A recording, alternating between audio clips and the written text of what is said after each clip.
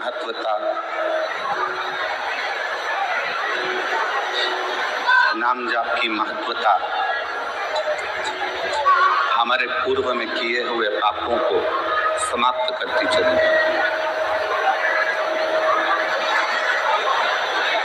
अब आपने जन्म तो मानव का लिया, मनुष्य की देह भी मिल गई, मानव का शरीर भी मिल गया, और इस शरीर को पाकर, इस शरीर को प्राप्त कर आप भजन की मात्रा कितनी बढ़ा रहे हैं?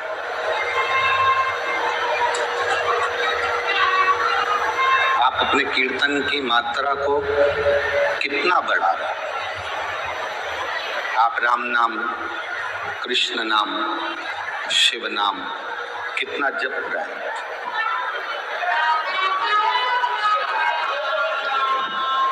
दुनिया में किसी की सामर्थ्यता नहीं है कि आपके दुख को कोई काट दे। और ये बात पहले की कथाओं में भी वर्णन कर चुके हैं। अपने दुख को, अपनी तकलीफ को, अपने कष्ट को कोई दूसरा कभी नहीं काट सके। दुख को, अपनी तकलीफ को, अपने कष्ट को किसी दूसरे की सामर्थ्यता नहीं है कि वो काट सके। जो महापुराण की कथा कहती है, अपने दुख को, अपनी तकलीफ को, अपने कष्ट को केवल अपना किया गया नाम जाप, अपना किया गया मंत्र जाप, अपना किया गया भजन, अपना किया गया सत्कर्म, अपना किया गया कीर्तन, अपने स्वयं के दुख को काट सकता। कोई दूसरा नहीं काटेगा, कोई दूसरे की सामर्थ्यता नहीं है कि कोई दूसरा काट सके, किसी की सामर्थ्यता नहीं है कि कोई उस दुख को, कोई उस तकलीफ को, कोई उस कष्ट को कोई मिटा सके। जब हम एक लोटा जल लेकर बिना संकोच के, बिना दिखावे के, बिना आडंबर के, विश्वास के साथ, भरोसे के साथ, दृढ़ता के साथ, भरोसे के साथ, विश्वास के साथ जब हम शिवालय में शिव जी के मंदिर तक पहुंचते हैं,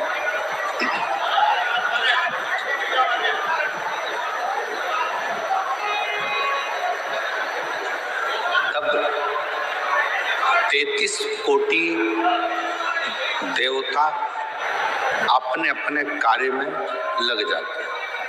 सब अपने अपने कर्म में, अपने अपने कार्य में सब देवता कहते हैं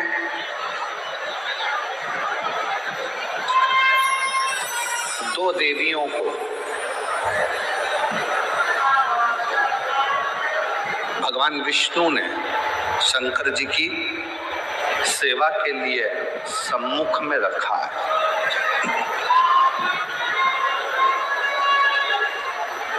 पहले नंबर पर माता लक्ष्मी और दूसरे नंबर पर भाग्य देवी।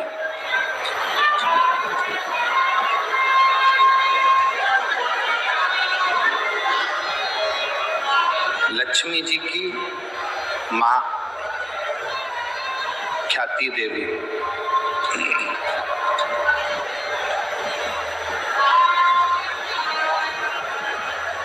जब लक्ष्मी जी की माँ ख्याति देवी लक्ष्मी जी की शादी भगवान शंकर जी से करना चाहती थी, और लक्ष्मी जी का जो प्रेम था, लक्ष्मी जी का जो समर्पण था, वो भगवान विष्णु की ओर था, भगवान नारायण की ओर था।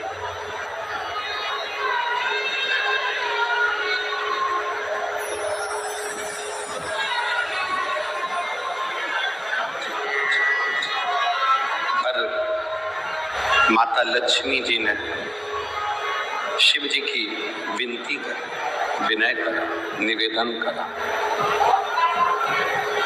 भगवान शंकर से कहा कि प्रभु, मैं भगवान विष्णु से स्नेह करती हूं, उनसे प्रेम करती हूं,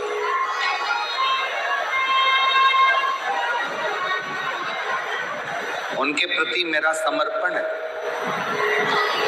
और मेरी माँ ख्याति देवी, मेरी माँ माता ख्याति आपके साथ में मेरा विवाह करना चाहती है।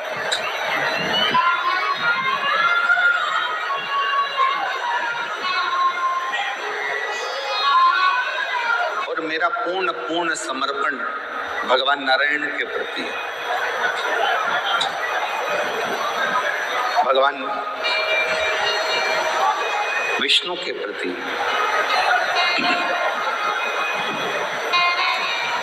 यदि आप कृपा करेंगे तो मेरा विवाह भगवान नारायण के साथ में हो सकता है, भगवान विष्णु के साथ हो सकता है।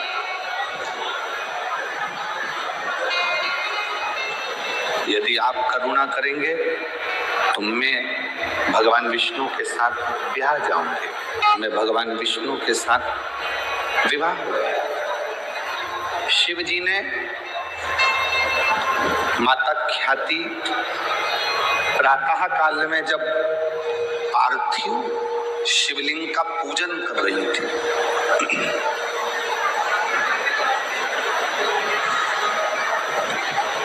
पार्थिव लिंग का निर्माण कर उसका पूजन कर,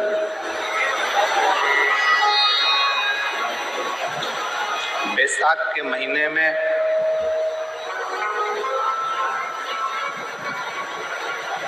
शिव सप्त तीर्थ का बड़ा महत्व है।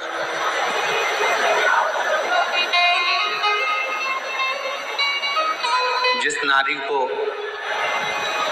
30 साल हो गए हों, बच्चे नहीं हो, 35 साल हो गए हों, संतान नहीं हो, 25 साल हो गए, 20 साल हो गए, संतान का सुख ना हो,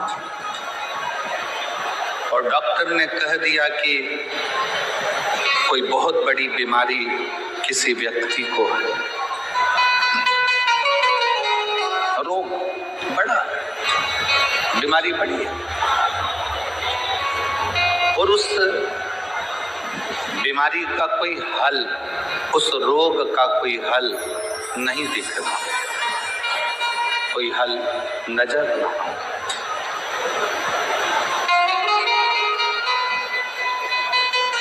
कोई हल दिख ना रहा। तो बैसाख महीने में शिव सप्त तीर्थ का एक अनुष्ठान अपने जीवन में जरूर है। मट्टी के पात्र में जल भरना और मट्टी के पात्र में जल भरकर प्रतिदिन रोज 7 दिन का ये नियम होता है सप्त तीर्थ का। बस विराम जो है उसका प्रदोष के दिन होना चाहिए। और बैसाख के महीने में जब आप सप्त तीर्थ का अनुष्ठान करें, 1 घड़ा जल का रोज भरें प्रतिदिन,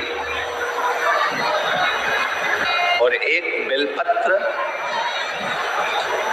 1 शमी पत्र,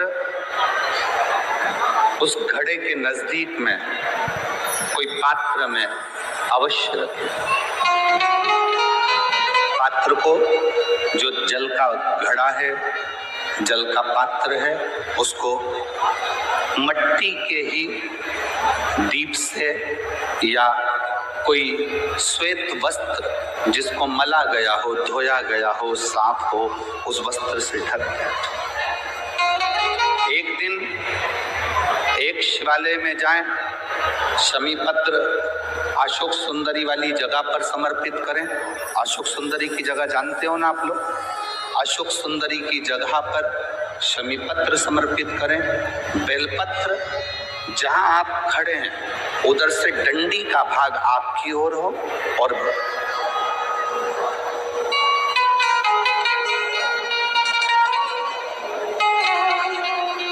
जहां आप खड़े हैं वहां डंडी का भाग आपकी ओर हो और बेलपत्र शिव जी को समर्पित करा जाए।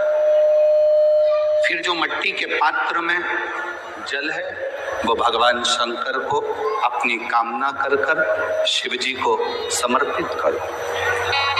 संतान के लिए कर रहे हो तो वहीं से जल को एक कटोरी में, एक पात्र में झेल लीजिए। उस जल का आधा भाग नंदी के पास बैठकर आप ग्रहण कर लो, आधा भाग अपने पति को देना प्रारंभ कर दो। कोई रोग के लिए कर रहे हो, किसी बीमारी के लिए कर रहे हो तो वो जल आप अपने घर की देहली में प्रवेश करने के पहले अपने मुख में उसको ग्रहण कर लो। एक दिन में एक शिवालय, दूसरे दिन दूसरा शिवालय, तीसरे दिन तीसरा शिवालय। अगर अपने नगर में, अपने गांव में, अपने क्षेत्र में 7 शंकर के मंदिर नहीं हो, यदि अपने गांव में, अपने नगर में, अपने क्षेत्र में 7 शंकर के शिवालय नहीं हो तो मिट्टी का शिवलिंग बनाकर उस पे चढ़ो, पर रोज एक शिवालय अलग होना चाहिए। प्रतिदिन प्रदोष के दिन जब आप इस सप्त तीर्थ का विराम करेंगे उस समय पर जल, जब प्रदोष काल आए, प्रदोष काल का जब समय हो जल चढ़ाओ सुबेरे, और प्रदोष काल का जब समय हो उस जल का पान उस प्रदोष काल में कर ले। प्रदोष को, जो प्रदोष काल में उस जल को शंकर का पंचाक्षर मंत्र नमः शिवाय, षडाक्षर मंत्र ओम नमः शिवाय या श्री शिवाय नमस्तुभ्यम बोलकर प्रदोष काल में उस जल का पान करें। बाबा को प्रार्थना करें, शिव से विनय करें। ये नियम केवल बैसाख के महीने में होता है, इसको बाकी के महीने में नहीं किया जाता है। इसको बाकी के महीने में नहीं करते, केवल बैसाख।